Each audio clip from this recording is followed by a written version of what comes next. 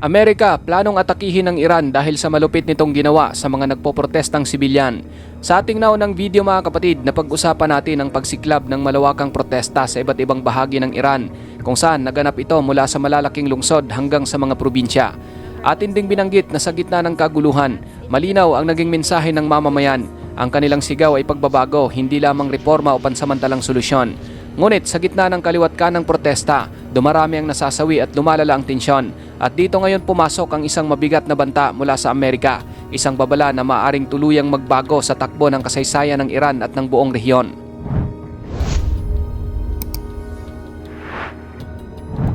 Ayon sa ulat ng The New York Times, personal nang nabigyan ng detalyadong briefing si Pangulong Donald Trump hinggil sa iba't ibang opsyon para sa posibleng pag-atake ng Estados Unidos laban sa Iran.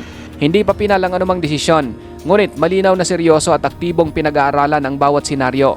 Base sa mga report, ang pangunahing nag-trigger kay Donald Trump na isagawa ang planong pagsalakay sa Iran ay ang umano'y patuloy na pagpatay at marahas na pagtrato ng Iranian Security Forces sa mga nagpoprotestang sibilyan.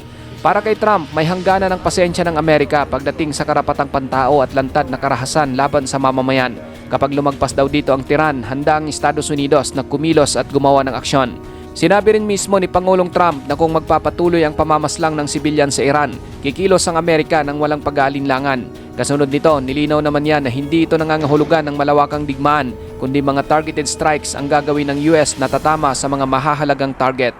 Ayon sa ilang opisyal na may kaalaman sa usapan, kabilang sa mga pinag-aaralang opsyon ay ang pag-atake sa mga piling non-military target sa loob mismo ng Tehran. Sa sinabi na ito ni Trump, malinaw ang pinapaabot na mensahe ng US, hindi nito sasakupin ng Iran, ngunit bibigyan ito ng matinding parusa kung saan gagamit sila ng pressure. Ngunit sa mundo ng geopolitics, bihirang manatiling limitado ang ganitong uri ng aksyon. Kahit isang kalkuladong strike ay maaring mag-trigger ng mas malawak na digmaan. Ngayon mga kapatid, habang patuloy na lumalawak at tumitindi ang mga protesta sa Iran, kasabay naman ito ang mas marahas na aksyon mula sa pamahalaan. Ayon sa mga grupo ng human rights at ulat ng Reuters, mahigit 500 na ang mga nasawi, kabilang ang mga sibilyan at ilang security personnel, habang libo-libo rin ang inaresto sa loob ng 2 linggo ng kaguluhan.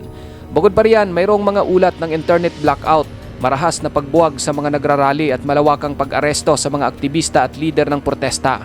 Para sa gobyerno ng Iran, ang ganitong hakbang ay kinakailangang gawin upang mapanatili ang kaayusan at pigilan ang anumang kaguluhan.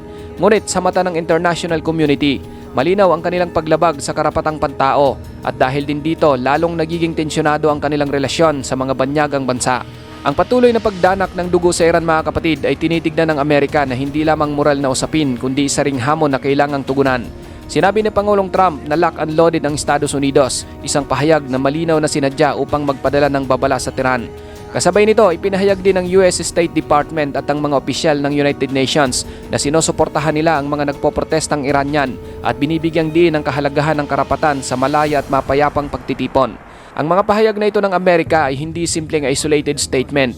Bahagi ito ng kanilang mas malawak na pressure campaign na naglalayong limitahan ang karahasan at hikayatin na magkaroon ng pagbabago ang Iran. Sa naturang pahayag ni Donald Trump, mabilis naman at matigas ang naging tugon ng mga opisyal ng pamahalaan ng Iran. Agad nilang tinawag na malinaw na foreign interference ang banta mula sa Estados Unidos at iginiit na wala itong karapatang manghimasok sa panloob na usapin ng bansa. Binalaan din ng Iran na ang anumang uri ng pakikialam ng Amerika ay tiyak na magbubukas ng pinto sa mas malawak na kaguluhan sa buong rehiyon. Ayon pa si Speaker ng Iranian Parliament, otomatikong magiging lehitimong target ang lahat ng mga US bases at asset sakaling ituloy ng Amerika ang pag-atake. Isa itong malinaw na red line ng Iran na sinadya upang magbigay ng deterrence. Sa gitnang silangan mga kapatid, ang ganitong klaseng pahayag ay hindi simpleng pananakot lamang sapagkat sa isang rehiyong puno ng tensyon at armadong grupo, isang maling kalkulasyon lamang ang kailangan upang sumiklab ang mas malawak at mas mapanganib na digmaan. Sa naturang plano ng US hinggil sa umano'y posibleng pagsalakay sa Iran, iniulat ng Reuters na masinsinang pinag-aaralan ng White House ang iba't ibang opsyon na maaring gamitin laban sa Iran, mula sa cyber operations na maaring sumira sa mga critical na infrastruktura, mas mahihigpit na mga sanctions hanggang sa posibilidad ng direktang military strikes. Ngunit nagbigay ng babala ang mismong US military na kinakailangan ng sapat na panahon upang ihanda ang mga depensa laban sa posibleng retaliatory attacks ng Iran. Tandaan, hindi lihim na mayroong kakayahan ng Tehran na gumanti sa pamamagitan ng ballistic missiles, drones at mga proxy forces sa buong Middle East. Ang anumang aksyon ng Washington ay halos tiyak na magkakaroon ng kapalit na tugon. Kaya sa likod ng matitigas na pahayag, bawat hakbang ay kailangang timbangin ng mabuti upang maiwasan ang isang hindi kontroladong escalation. Hindi rin hiwalay ang kasalukuyang krisis sa mas malawak na konteksto ng tensyon sa pagitan ng Iran, Israel at Estados Unidos. Kamakailan lamang naganap ang isang high-level discussion sa pagitan ni Pangulong Trump at Israeli Prime Minister Benjamin Netanyahu, kung saan pangunahing tinalakay ng mga ito ang nuclear program at ballistic missile capabilities ng Iran. May matagal ng kasaysayan ng direktang tensyon at sagupaan sa pagitan ng Israel at Iran, kaya't ang anumang galaw ng US ay agad na sinusubaybayan ng Tel Aviv. Sa kasalukuyang sitwasyon, ang rehiyon ay parang nakahandang pulbura na naghihintay ng isang simpleng spark lamang na maaring magpasiklab ng mas malawak na krisis. Ang geopolitical landscape ng Middle East ngayon ay puno ng tensyon at banta, kaya't bawat aksyon, pahayag at diplomatiko na hakbang ay may potensyal na magkakaroon ng malalim na epekto hindi lamang sa Iran kundi sa buong rehiyon. Tandaan mga kapatid na 6 na buwan pa lamang ang nakalilipas mula ng isagawa ng Estados Unidos ang airstrikes sa 3 nuclear facilities ng Iran sa operasyon na tinatawag na Midnight Hammer.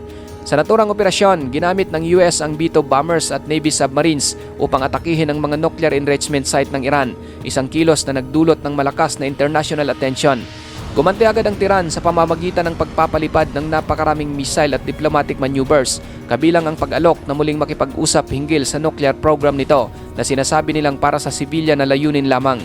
Ang ganitong senaryo ng pagpapalitan ng pag-atake ay nagpapakita na handa ang Iran na tumugon sa anumang aggression at hindi sila basta na lang umaatras sa pressure, lalo na kung national security ang nakataya. Kaya't malinaw na ang anumang bagong potensyal na pag-atake mula sa US ay hindi lamang isolated incident. Ito ay bahagi ng mas mahabang cycle ng bakbakan na may malalim na implikasyon sa stability ng rehiyon at sa relasyon ng dalawang bansa sa mga darating pang buwan. Sa loob ng Iran, patuloy ang mga naratibo na kinukontrol ng pamahalaan kung saan sinasabi nilang ang mga nagpoprotesta ay mga rioters at terorista, isang taktika na matagal nang ginagamit ng Tehran upang bigyang katwiran ang malupit na aksyon ng gobyerno. Ngunit ang lawak, tagal at intensity ng protesta ay malinaw na nagpapakita ng mas malalim na krisis sa bansa. Ayon sa ilang political analyst, bagamat maaring hindi agad bumagsak ang estado, ngunit lilitaw ang kahinaan nito na mapag-isa ang lipunan at kakayahang kontrolin ng masa. Ngayon mga kapatid, kung magpapatuloy naman ang Washington sa direktang aksyon laban sa Iran, may posibilidad na mapapalakas lamang nito ang rehimen sa pamamagitan ng nationalist backlash, kung saan magtitipon ang mga Iranian sa paligid ng kanilang pamahalaan bilang depensa sa panlabas na banta. Ngunit kung pipiliin naman nilang huwag kumilos, maaari namang mabawasan ang kredibilidad ng banta ni Pangulong Trump na matagal nang pinapakita sa publiko na handa siyang protektahan ng mga nagpoprotestang sibilyan. Ito ang tinatawag na classic dilemma ng intervention politics, kung saan bawat option ay may kaakibat na panganib at maaring magdulot ng hindi inaasahang epekto.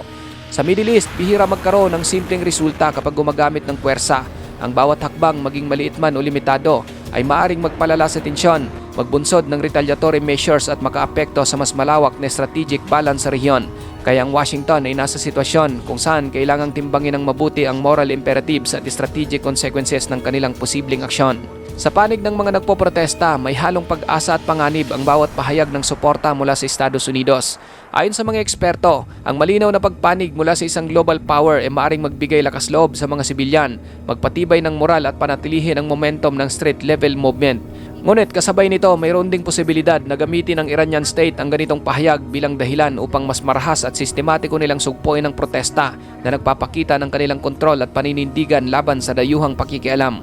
Sa ngayon, ang sitwasyon ng Iran ay patuloy na pinagmamasdan ng international community at malinaw na mataas ang antas ng tensyon sa rehiyon. Mayroong mga panawagan ng restraint mula sa United Nations na nagsusulong ng pag-iingat at pagpigil sa karahasan habang sabay din na naghanda ang mga militar ng kani-kanilang bansa para sa anumang posibleng escalation.